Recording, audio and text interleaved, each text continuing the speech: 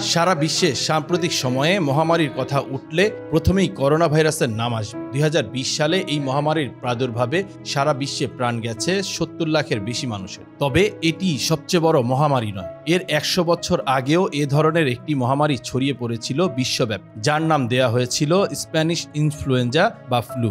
যে মহামারীতে 5 কোটির বেশি মানুষের মৃত্যু হয়েছিল। পৃথিবীর ইতিহাসে কোনো মহামারী বা প্রাকৃতিক বিপর্যয়ে কখনো এত মানুষের মৃত্যু হয়নি।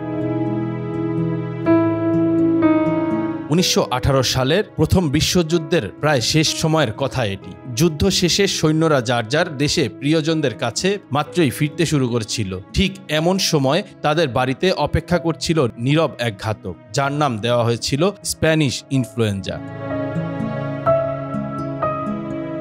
করোনার সাথে অনেকটাই মিল ছিল এই মহামারীর। বাংলাদেশে 2020 সালের মার্চ মাসে প্রথম করোনা শনাক্ত হয়েছিল। এর ঠিক 100 বছর আগে 1918 সালের মার্চ মাসে স্প্যানিশ ইনফ্লুয়েঞ্জার প্রথম রোগী শনাক্ত হয়। 1919 সাল পর্যন্ত রোগটির দাপট ছিল।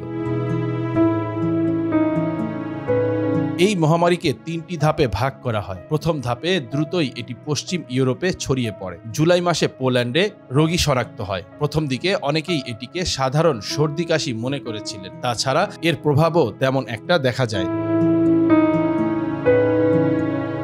তবে দ্বিতীয় ধাপে এই ভাইরাস প্রাণঘাতী হয়ে উঠতে শুরু করে। আগস্ট বা গ্রীষ্মকালের শেষ দিকে পুরো ইউরোপ সহ বিশ্বের অন্যান্য অঞ্চলে ছড়িয়ে পড়তে থাকে ভাইরাসটি। প্রথম দিকে রোগী নিউমোনিয়া শনাক্ত হতো। এর 2-3 দিনের মধ্যেই রোগীর মৃত্যু হতো। এর পরের ধাপটি ছিল শীতকাল। শীত মৌসুমের পর বসন্তকালে এটি আরও ভয়াবহ হয়ে উঠতে থাকে। বিভিন্ন বয়সী মানুষ রোগটিতে আক্রান্ত হয়ে মৃত্যুর করে ঢলে পড়তে থাকেন। যে কারণে এই ভাইরাসটির নামকরণ করা হয়েছিল স্প্যানিশ ফ্লু। এই মহামারীর নাম স্প্যানিশ ফ্লু কেন হলো? স্বভাবতই সেই প্রশ্ন আসতে পারে। মহামারীর সময় প্রথম বিশ্বযুদ্ধ চলছিল। যুক্তরাজ্য, জার্মানি, ইতালি ও ফ্রান্স সহ ইউরোপের বিভিন্ন দেশ এতে অংশ নেয়। তারা তখন যুদ্ধ নিয়ে ব্যস্ত। ঠিক এমন সময় মহামারী শুরু হওয়ার প্রথম দিকে এসব দেশ ভাইরাসটির দিকে তেমন একটা গুরুত্ব দেয়নি।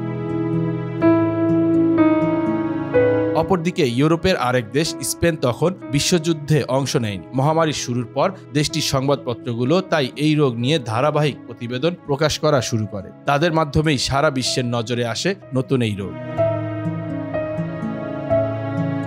এ নিয়ে লন্ডনের কুইন ম্যারি বিশ্ববিদ্যালয়ে ওয়েলকাম ট্রাস্টের একজন গবেষক মার্ক হোনিক্সবাউম 1918 সালে এই মহামারী নিয়ে একটি বই লেখেন, যার নাম লিভিং উইথ এনজা। মার্ক বলেন, স্পেনের সংবাদ মাধ্যমগুলো এই রোগের খবর প্রকাশ করেছিল। এটাই স্প্যানিশ ফ্লু নামকরণের পেছনের কারণ। মহামারী শুরু হলে স্পেনের রাজপরিবার এবং অন্যান্য বিশিষ্ট ব্যক্তির অসুস্থ হওয়ার খবর দেশটির সংবাদ মাধ্যম ফলো করে প্রচার করছিল। কিন্তু ইউরোপের অন্য দেশে এ ধরনের সংবাদ তেমন গুরুত্ব পায়নি। তাই স্পেনের নামানুসারেই রোগটির নামকরণ করা হয়েছিল। স্প্যানিশ ফ্লুর প্রথম খবর আসে 1918 সালের মার্চ মাসে যুক্তরাষ্ট্রের কানসাসে সেনাবাহিনীর একটি ক্যাম্প থেকে। প্রথম দিকে মৌসুমি জ্বর, সর্দি ও কাশির মতো উপসর্গ দেখা দিয়েছিল। তবে যুক্তরাষ্ট্র, জার্মানি ও ফ্রান্সের সংবাদ মাধ্যমগুলো মহামারী নিয়ে সংবাদ প্রকাশ করতে তেমন একটা আগ্রহ দেখায়নি। ফলে এসব দেশের সৈন্যরা এক দেশ থেকে আরেক দেশের ময়দান দাপিয়ে বেরিয়েছেন। সঙ্গে নিয়ে গেছেন মহামারীর জীবাণু।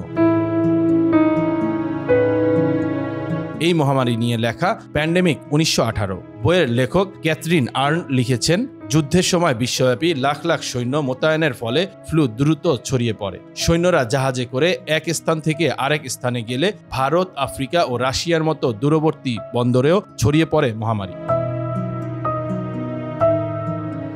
স্প্যানিশ ফ্লুতে বিভিন্ন বয়সী মানুষ আক্রান্ত হতে থাকেন। সাধারণত শিশু ও প্রবীণদের মধ্যে সংক্রমণের মাত্রা সবচেয়ে বেশি ছিল।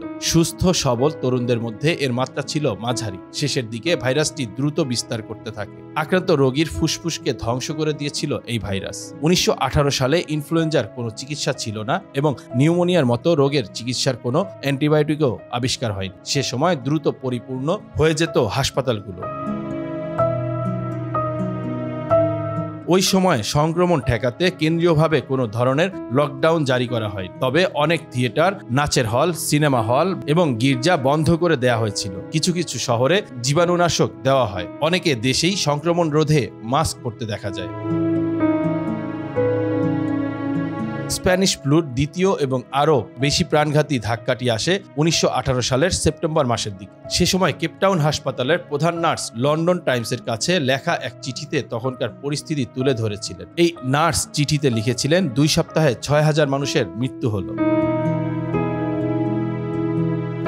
কেপটাউনকে মনে হচ্ছিল মৃত্যুনগরী। রাস্তা থেকে মৃতদেহ তুলে নেওয়ার জন্য কাভার্ড ভ্যান সারা শহরে ঘুরে বেড়াচ্ছিল। দোকানপাট বন্ধ, ট্রেন ও ট্রাম চলাচল বন্ধ ছিল। মৃতদেহ সৎকার করার জন্য কোনো যাজক কিংবা গির্জার কাউকে খুঁজে পাওয়া যাচ্ছে না। 1918 সালের ডিসেম্বরের মধ্যে বিশ্বের বেশিরভাগ দেশ ফ্লু মুক্ত হয়ে যায়। 1919 সালের শুরুতে অস্ট্রেলিয়ায় কোয়ারেন্টাইন ব্যবস্থা তুলে নেওয়া হয়। তবে ওই বছরের জানুয়ারির শেষ সপ্তাহে মহামারীর তৃতীয় ঢেউ নিউ ইয়র্কে পৌঁছায়।